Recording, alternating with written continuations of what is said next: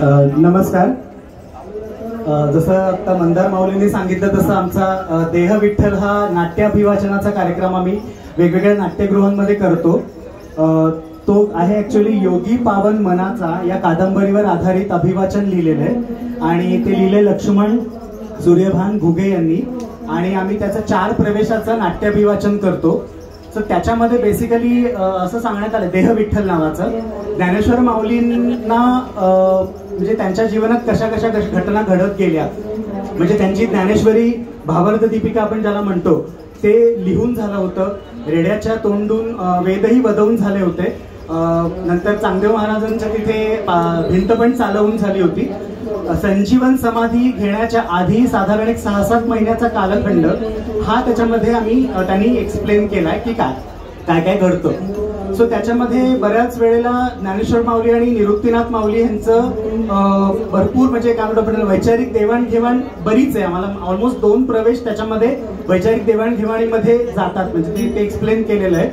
आणि त्याच्यामध्ये ज्ञानेश्वर महाराजांना किंवा माऊलींना विठ्ठलाची आस लागलेली असते की ते म्हणतात की आपल्या पर्णकुटीमध्ये श्रीकृष्ण भगवान पण येऊन गेलेत पण अजून विठू माऊली आलेले नाहीये.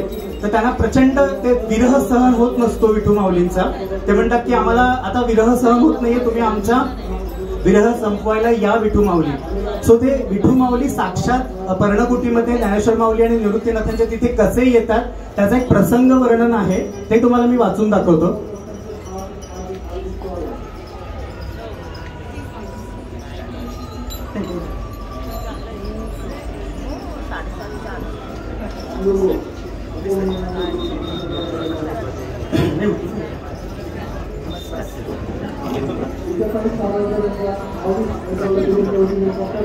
सिद्धपेठातली पर्णकुटी. सर्व भावंडे श्री ज्ञानोबारायांना सावरून पर्णकुटीत जात असतानाच दही विकणारी गवळण आनंदाने ती धावत तिथे आली आणि म्हणाली, माऊली अहो हायसा कुठं तुम्ही, माझं दादला परत आला, अहो तुमचं इटुरावी यायलीत तुमसनी भेटाया. त्या आनंद वार्तेनं सर्व भावंडांच्या मनातला मोगरा जणू फुलला होता. भल्या पहाटे पर्णकुटीत गलबला वाढला. गवळणीने प्रकृतीचं रूप धारण करून पर्णकुटी समोर अमृताचा सडा घातला. बघता बघता दिवस उजाडला.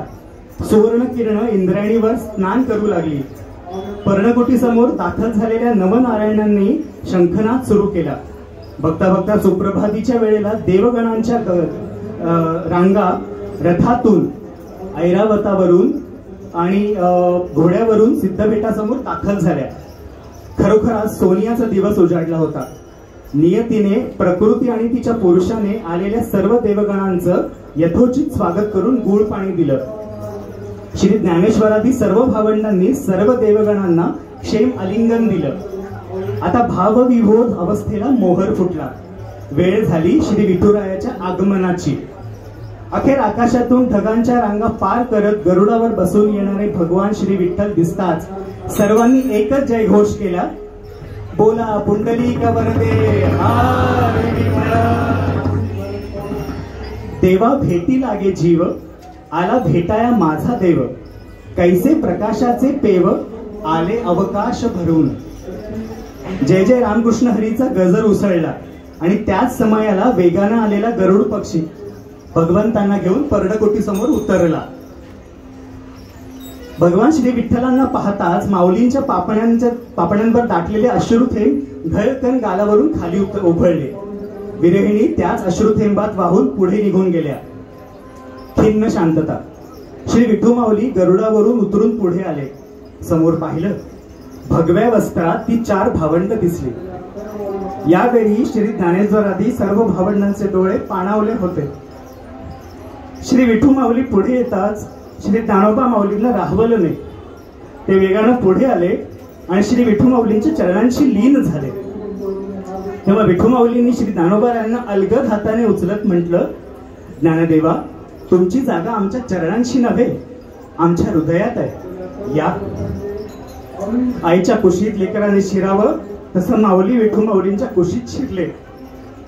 नंतर सर्व देवगणांसहित भगवान श्री पांडुरंग पर्णकुटीत दाखल झाले. सर्वजण आसनस्थ झाले. प्रकृतीने मधोमध सुंदर रांगोळी घातली होती. पुरुषाने देव दिवे पाजळले होते. श्री विठ्ठल म्हणाले, ज्ञानदेवा, अखेर तुम्ही आम्हाला या पर्णकुटीत यायला भाग पाडलेच ना. ज्ञानोबा माऊली, या संपूर्ण जगाचा रंगमंच आम्ही सजवलाय. या रंगमंचाचे खरे नाटकी सूत्रधार आम्ही आहोत. तुम्ही सुद्धा सामान्य नाही आहात. तुम्ही ज्ञानियांचे राजे, कलेचे महाउपासक, शब्दसागराचे महाकवी आणि याच अध्यात्माच्या रंगमंचावरचे महान नटसम्राट सुद्धा आहात.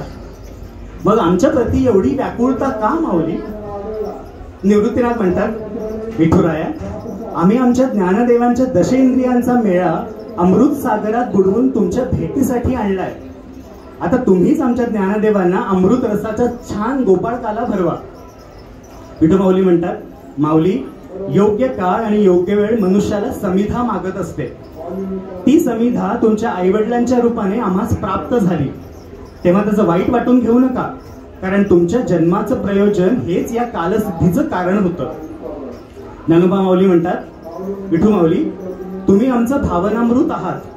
मग सांज वेळेची आणि रात्रीची भेट व्हायला नको का? आम्ही जन्मभर काट्यांची चिंता करत राहिलो, झुरत राहिलो, तुमच्यासाठी विरहिण्या गात राहिलो, तुमचं प्रेम शब्दात बांधून रानोमाळ फिरत राहिलो. परंतु आता तेच प्रेम तुमच्या हृदयी सांडवून आम्ही तुमच्याशी एकरूप व्हावं म्हणतोय.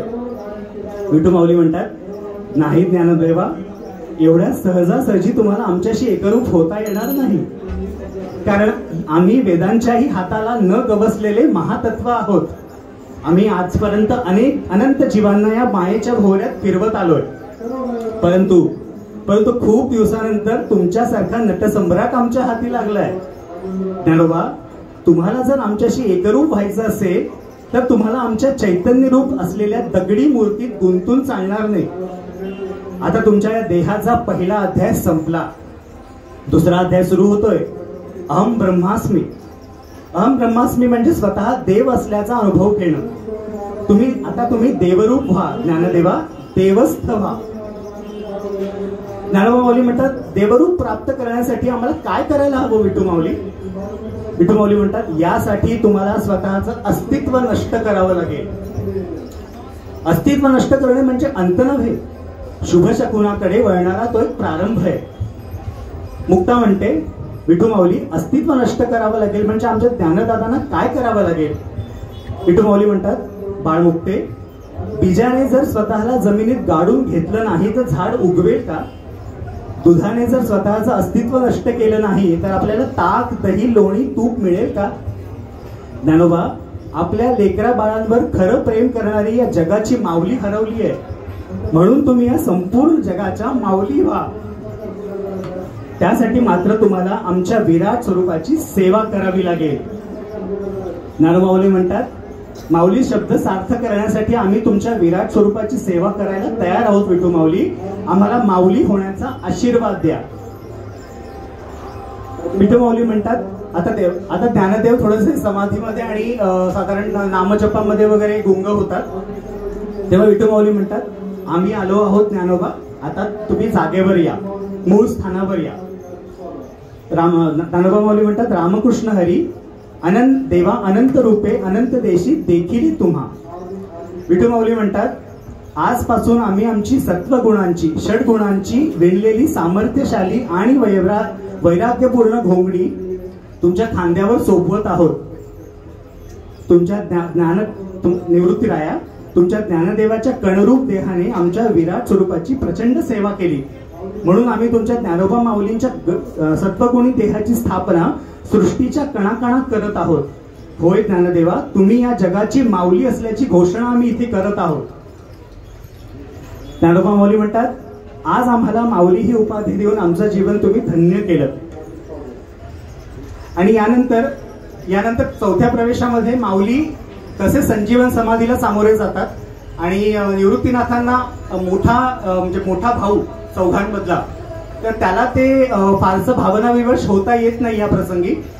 पण सोपानदेव आणि मुक्ताबाई हे ढाय मोकलून रडायला सुरुवात करतात. सो त्यावेळेला विठू माऊली म्हणतात, तुमचा ज्ञानदादा मृत्यूला कवटाळायला निघालाय हा भ्रम तुम्ही मनातून काढून टाका.